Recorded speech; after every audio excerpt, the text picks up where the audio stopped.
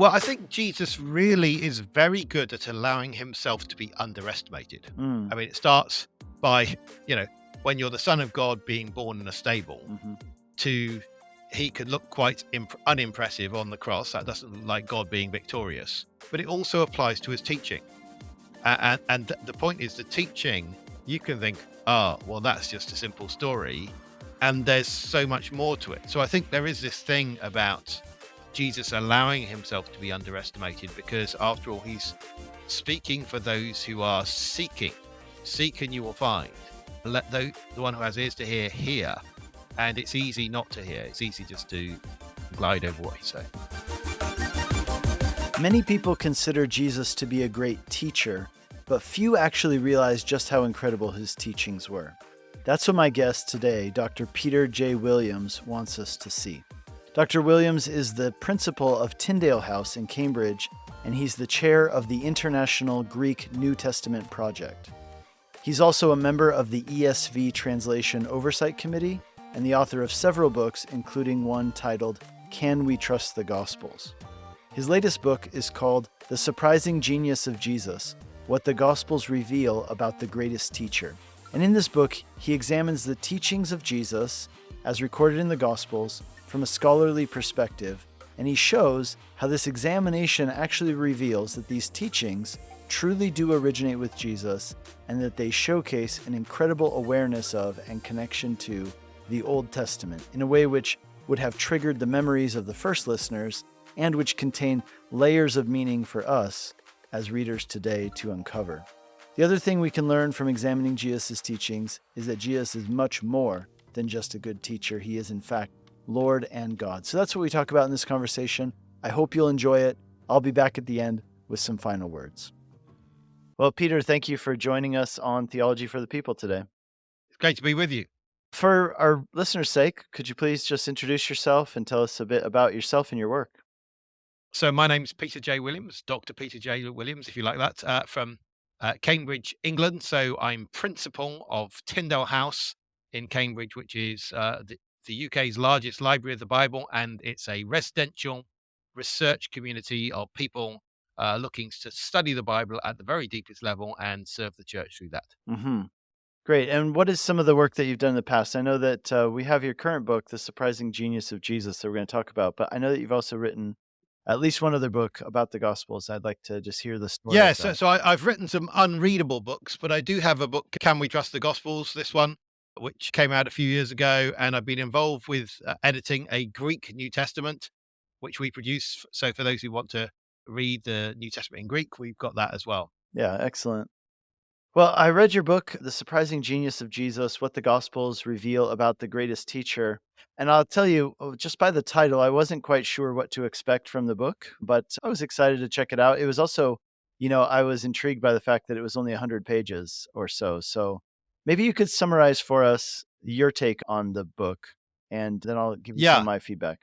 Well, what I'd say is half of it is about Luke chapter 15, and perhaps more than half of it is about Luke chapter 15 and the cleverness of Jesus' story of the prodigal son or the two sons.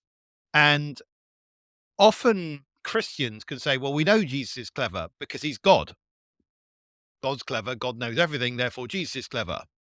What I'm saying is, look, we can show Jesus is clever from the words he said. And that's trying to come at it from a different angle, because that's available evangelistically. You can say, look, here is evidence of cleverness.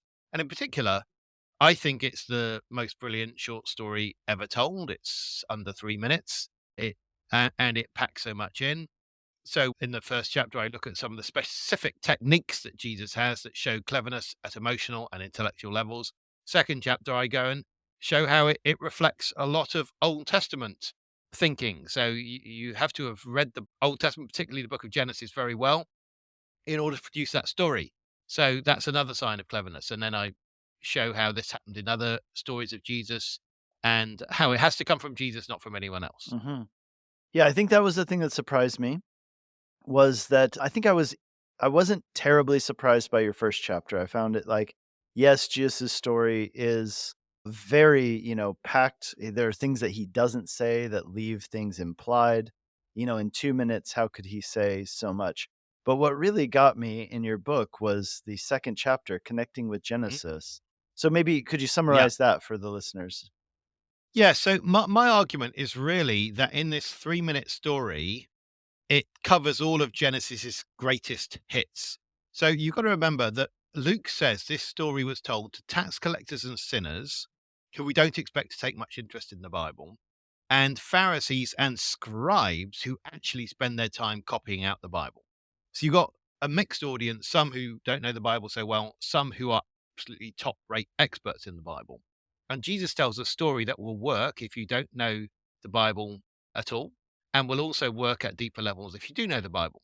So the opening words, a man had two sons. What does that trigger? Mm. Well, it can trigger all sorts of things, but as you read the story, it should trigger three stories. One is the story of Adam having two sons. Of course, he had more sons later, but the envy of Cain towards Abel, the older brother, towards the younger brother. It should trigger Abraham, who had two sons. Abraham's the only other father who gave away his inheritance while he's still alive. And Abraham is the old man in the Bible who runs, and the very first word from his mouth is quick after he runs, and that's about getting a fatted calf ready, just like the father in Jesus' story. But also, a man had two sons. The most famous person to have two and only two sons is Isaac, who has Esau and Jacob, and they have a lot of resemblance with the older and younger brother in the story.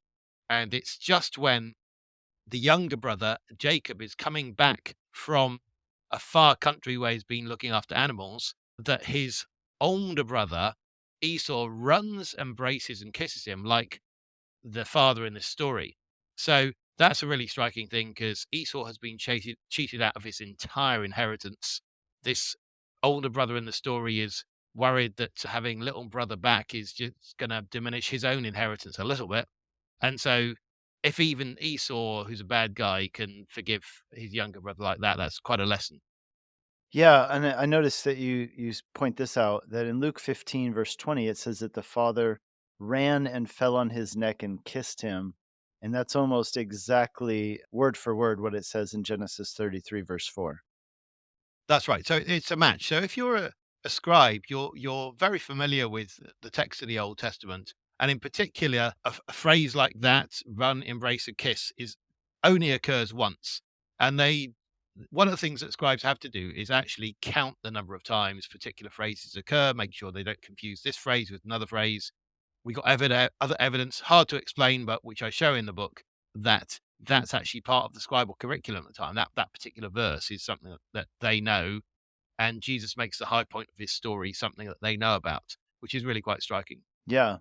No, I found it fascinating just like that Jesus would have been essentially almost like as he's speaking triggering all of these things from the Old Testament, like things that would Yeah. have been very meaningful to these people and really make his message way more pointed than maybe we today read it just on a cursory level.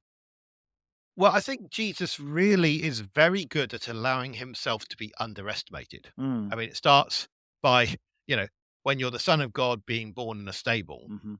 to he can look quite unimpressive on the cross. That doesn't look like God being victorious. But it also applies to his teaching. And the point is the teaching, you can think, oh, well, that's just a simple story. And there's so much more to it. So I think there is this thing about Jesus allowing himself to be underestimated because, after all, he's speaking for those who are seeking. Seek and you will find. Let the one who has ears to hear. And it's easy not to hear. It's easy just to glide over what he's saying. Mhm. So, considering all of these, and I mean, we can go through some of these perhaps on a more deeper level, but considering, like, for example, if Jesus is triggering or referencing the story of Jacob and Esau, then how does that change or maybe drive home the emphasis for his hearers? Yeah, so I don't think it changes things, but there is this sense that, look, at the beginning of the story, it says that Pharisees and tax collectors and sinners are drawing near to Jesus, and and it's the scribes and Pharisees who are grumbling and saying this shouldn't happen. They shouldn't. if you're a holy man, Jesus, you shouldn't be hanging out with them. And so it's a very pointed story because it shows how God accepts sinners. That's actually part of what you find out in the Old Testament. And Jacob's a complete trickster. He's tricked his older brother out of his entire inheritance, and the older brother forgives him. It references the story of Jacob when the father says, "Quick, get a ring and a robe." That's what Pharaoh says when Joseph comes out of prison. And of course, Joseph was sold by his brothers and then forgave them. So I think when you are referencing these Old Testament stories, there's a lot of moral lesson to them. So Abraham ran to welcome complete stranger guests and threw a huge party with a 400 portion of meat or so animal killed for three people. That's quite striking. Yeah. And so again, like, how would this affect the way that the Pharisees and the scribes would have heard this story, knowing the Well, again, backstories that Jesus was yeah, referencing? yeah, I think it's difficult to say what they would have understood. So they ought to have spotted these references. Whether they did or not is another question, because I think a lot depends on how clever you think the person talking is. So often you can miss something because you have already taken a low view of the person speaking, and so you don't expect there to be much there. Whereas if you're attentive and you hear, you might see more. So I think that's one dynamic. But the point is that they are presented with evidence, irrefutable evidence of Jesus's genius. They might see that. They might be too proud to accept it, or they might bow the knee and say, clearly, this is greater than any teacher we've ever seen in Israel. We need to heed this. And that should be their response. Whether it was their response, part of that is in, as with the open ending of the story, which doesn't tell you how the older brother responds. It's an invitation to them to bow their knee and intellectually submit to him. Whether they do or not, Mhm. we don't know. I thought another really interesting part of your book was, I guess it'd be the third chapter. You talk about more stories inspired by the Old Testament.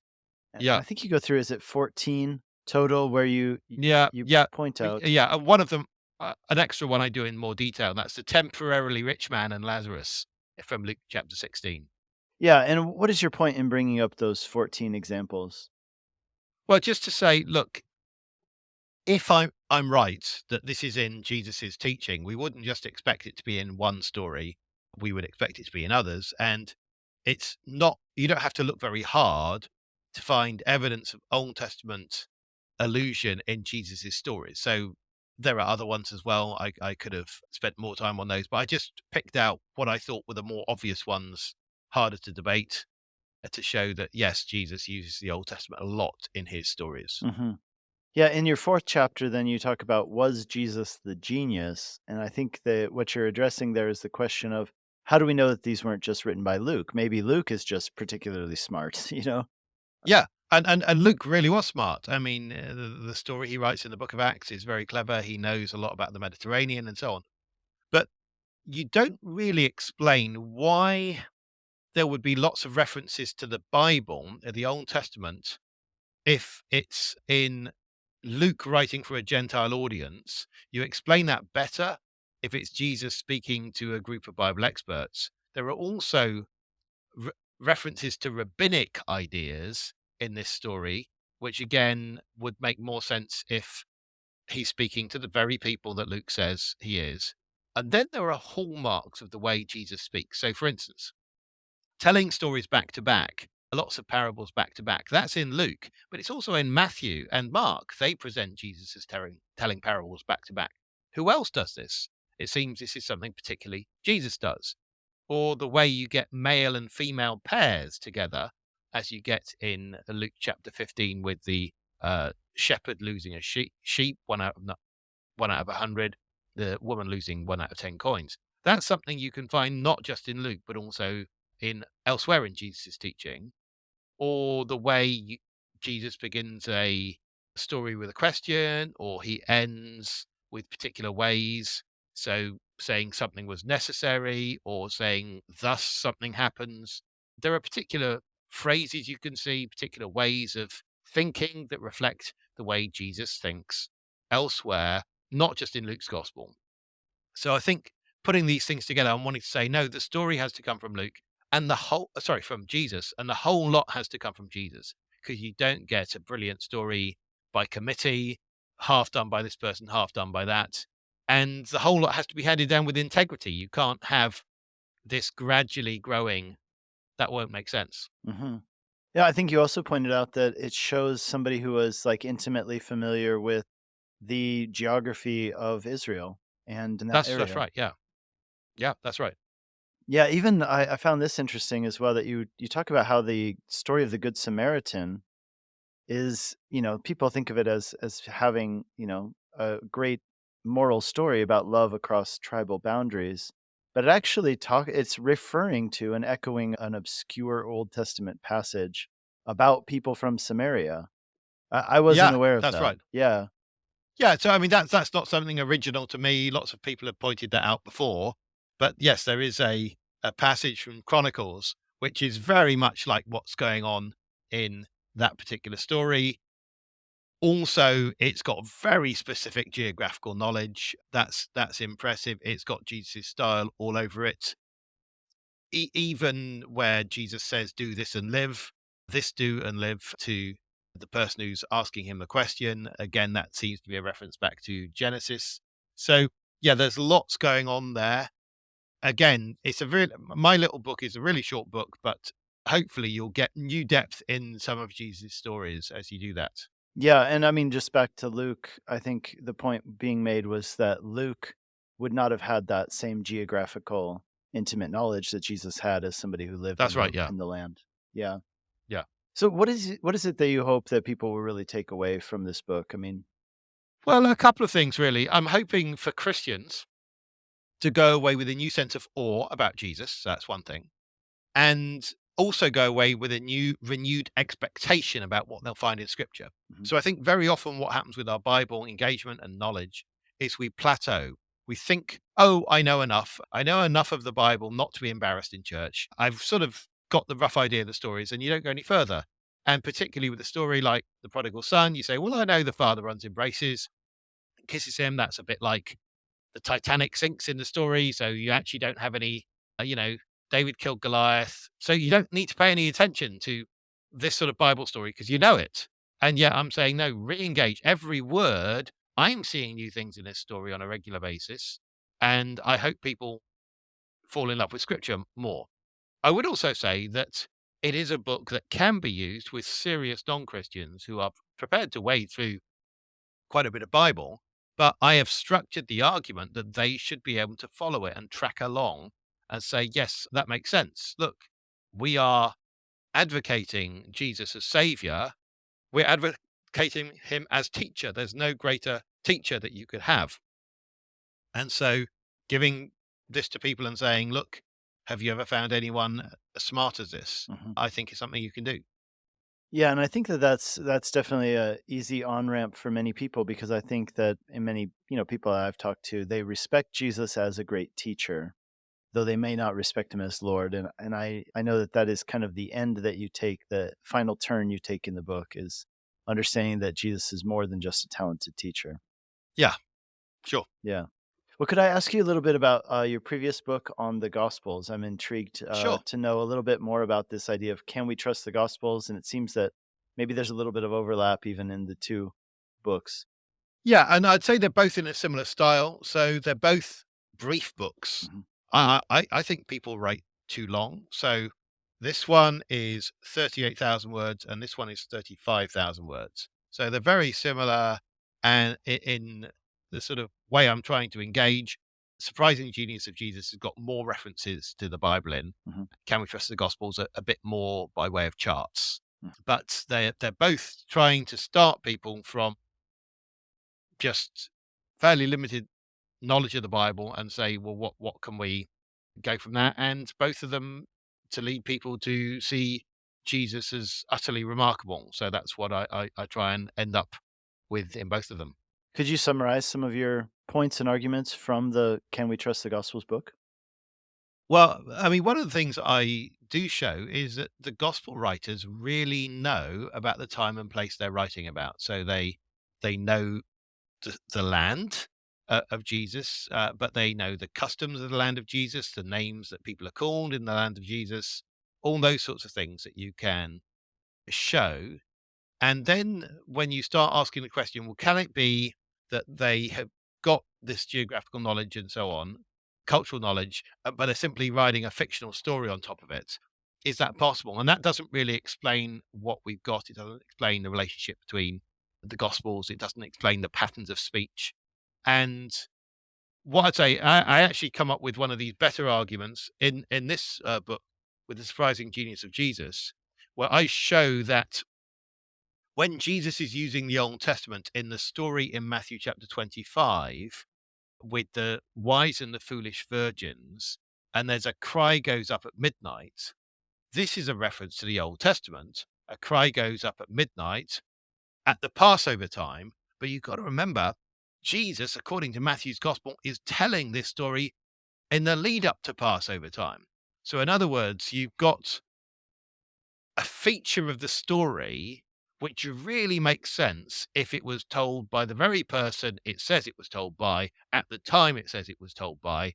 That will sort of hang together. So I'd say that's a general way of reasoning which you can find in the Gospels. That it's not that you prove that the Gospels are true, it's simply that you say looking at them as true will explain the patterns of words that we have here better than any other explanation. And I think that's the way I would commend these things to people. Hmm. And when do you personally think like the Gospels were written, or at least in this sense, like completed? Well, they were written a long time ago. Hmm. No, so they don't come with years on; they come with names on. Hmm. So lots of people want to know when are the dates of the Gospels. The Gospels are by Matthew, Mark, Luke, and John. They therefore have to be in the lifespan of Matthew and John, who are disciples of Jesus, Mark, who is an interpreter of Peter, and Luke, who's a companion of Paul.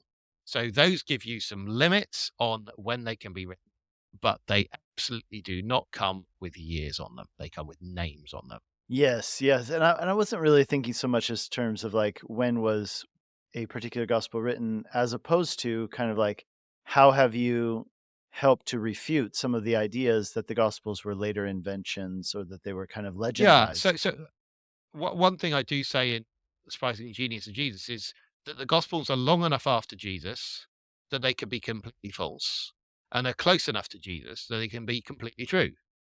And it seems to me both of those are valid. Simply time won't tell you. Someone can lie about what happened earlier today, or they can tell the truth about what happened 80 years ago. I've got a 103-year-old granny. She can tell me all sorts of stuff from a very long time ago.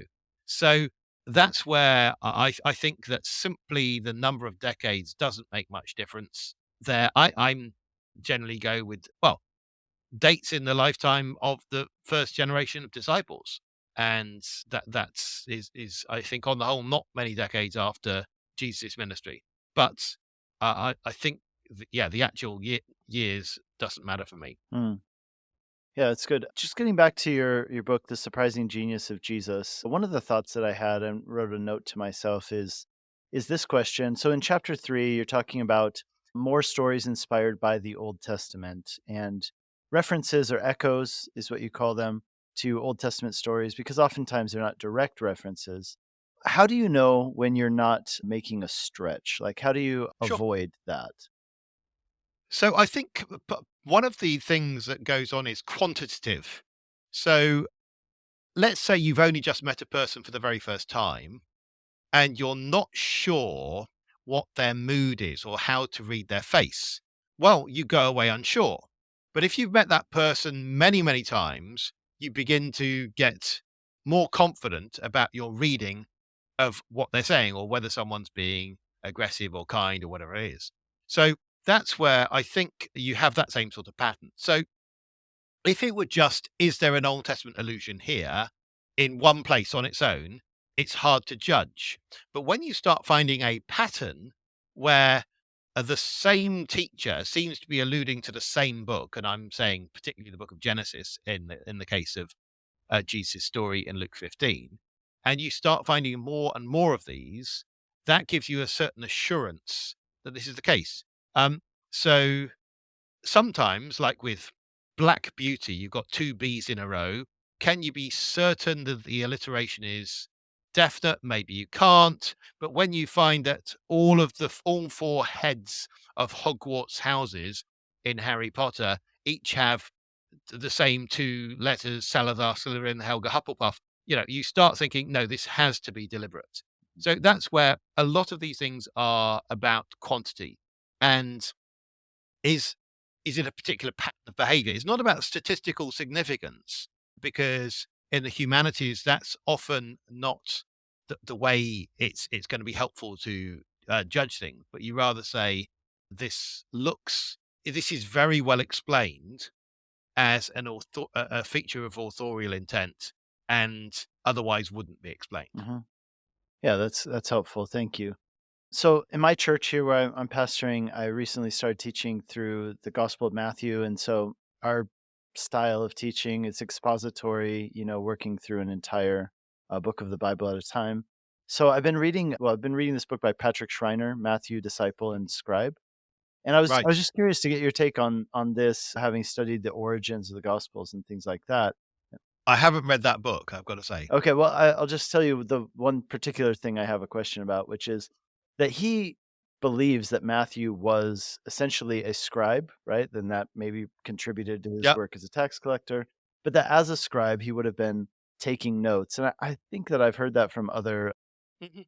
you know, teachers and things throughout the year, that Matthew was essentially probably taking notes as Jesus went, and that there are, different hypotheses about how the gospels got to us, whether there were different things that were put together, maybe there was a third source, like a Q source. I just want to get your thoughts on any of those things. So it's certainly possible that Matthew took notes. I mean, in order to be a tax collector, he has to write tax receipts. Do not pay the tax man without getting a receipt. And so we find, not from Israel so much because the climate isn't really right for it, but from southern Egypt, you find that you regularly get tax receipts found, because that's what happens when you pay your tax. You get a piece of something, can even be on pottery, saying you have paid this. So, of course, he has to be literate at that level. That doesn't mean highly literate, able to create books and so on. So that seems reasonable. It's very difficult to say how much formal education people had. Obviously, Jesus educated people while they were his disciples. I mean, that's the whole point. They were students. That's what a disciple is. And their job as disciples is to learn his words by hook or by crook. So they could use a wax tablet, so or wax on top of maybe slate or wood, wood often, and they could write stuff in and write it out. Also, Jesus is an itinerant preacher, so that means he reuses things. So I don't think you just come up with the Beatitudes and only say it once. You don't come up with a brilliant story and only use it once. So I think that's another element to it in terms of memory. It's not that people have to memorize everything in one go. All four gospels present Jesus as a repeating teacher. So all four of them specifically have him say the same thing more than once within a gospel. So that seems to be part of the presentation. He repeats. Mhm. That helps memory aid, and of course, in addition to that, people can have writing. So these things are all possible. They're a bit speculative, but yes, we don't know. Yeah. Okay, well, that's helpful. Where can people keep up with you and your work beyond your books? Right. So tinderhouse.com is where I hang out, and we have a magazine that comes out and electronic articles that come out from other Bible geeks who hang out very near me as well as myself. So I would say that's where it sent me. Awesome. Well, Peter Williams, again, the book is called The Surprising Genius of Jesus: What the Gospels Reveal About the Greatest Teacher. Thanks for your time today and for sharing with us. Thank you.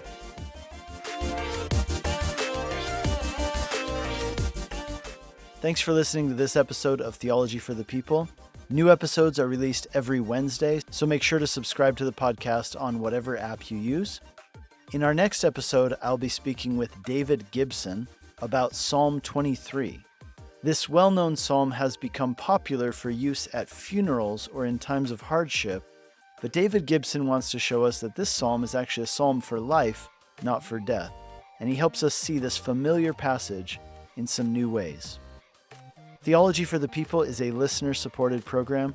If you have enjoyed or been encouraged by this content, please consider sharing it with others and leave a review on either the Apple Podcast app or on Spotify. If you'd like to support this podcast financially, there's a link in the show notes where you can make a donation to support the show. Until next time, thanks for listening, and God bless you.